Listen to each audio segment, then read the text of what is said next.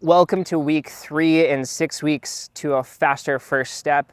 And in the first 2 weeks, what we really focused on were mechanical advantages, mechanical skills that you can learn off the ice. And like I said at the beginning, we wanted to start there because I wanted to get you some quick wins so that you could believe me and then continue on with this program. The next part, what we're going to get into is the physical attributes that actually make someone faster. So once you get the foot strike and the quickness down, the next part is to actually get stronger and more powerful. So I'm going to go through the most ruthlessly, no pun intended, efficient way to make that happen, both off the ice, and then we're going to pair it with some on-ice technique. So the first thing is we're going to go through the ruthless strength training cycle, which is really simply we're going to do ATG split squat and we're going to do deadlift. That's it. Now, I'm not going to talk about that, but I'm going to link to the Ruthless Strength Training Program because you just need to go through that. It's really simple. You want to get stronger, and the reason for that is the more we can teach the body to create and maintain tension, the more speed we can generate. Now, we're only going to do it for 2 weeks, but that's going to make a difference, and you can continue this longer if you like. So you could do it for 2 to up to 6 weeks if you want to. But I would recommend just doing it for 2 weeks if you're part of the 6-week program, if you're wanting to get faster in 6 weeks. And this all works together. So don't overthink it. So we're just gonna link to that and you can go do that. That's the first thing. Now the second thing is we're gonna pair that with on-ice movements of the inner spring.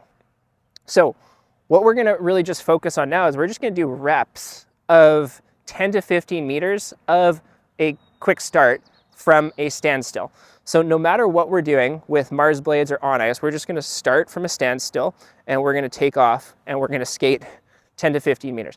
But each week from now to the end, we're going to focus on a different aspect of that. Okay, so we focused on the rocker to start, then we focused on cadence. The next thing we're going to focus on is inner spring. Now this is something that is like a core principle, but I'm going to refresh it for you all, which is that you have your hips and then you have your rib cage and they rotate side to side like this. So you can actually feel this when you put your hands on your rib cage. You can feel your rib cage rotate, and when they turn one way, you can feel how they want to spring back.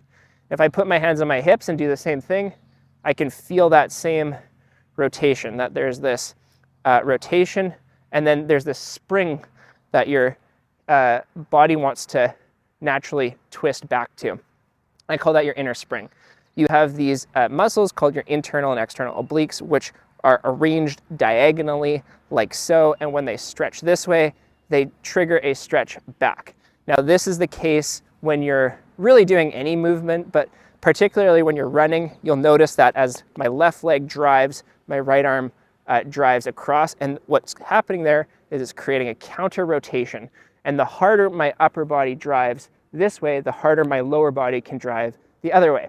That's of course why I'm such a big proponent of the side-to-side arm swing in skating, because rather than trying to go forward and not actually triggering your inner spring, you actually can do that more. You can trigger your inner spring more when you go side to side, and skating by us pushing laterally, that makes a difference in our speed and efficiency. So coming back to it, what our main goal is this week is to, one, feel the inner spring. And the way that I suggest you do that is just by having your arms out to the side, planting your feet either on the ice or just on the ground, rotating side to side, and feeling how there's this stretch that's happening through your obliques. So it's just like that. That's the first thing to do. Then what we practice is when we're skating and we're taking off, we just practice feeling that same stretch side to side. So don't worry about speed, power, cadence, anything else.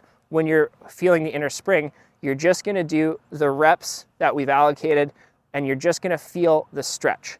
Remember that this is a 6-week program. Right now, we're right in the thick of it. I'm messing around with your mechanics and it might feel weird. That's the idea.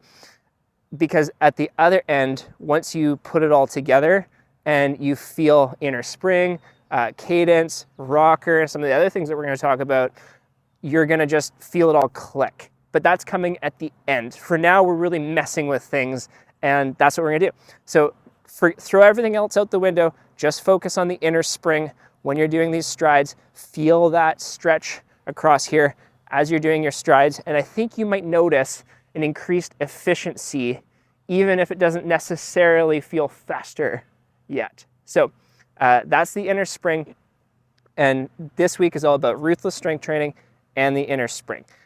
We're gonna take that to the next level next week, so we will see you then. Thanks for watching.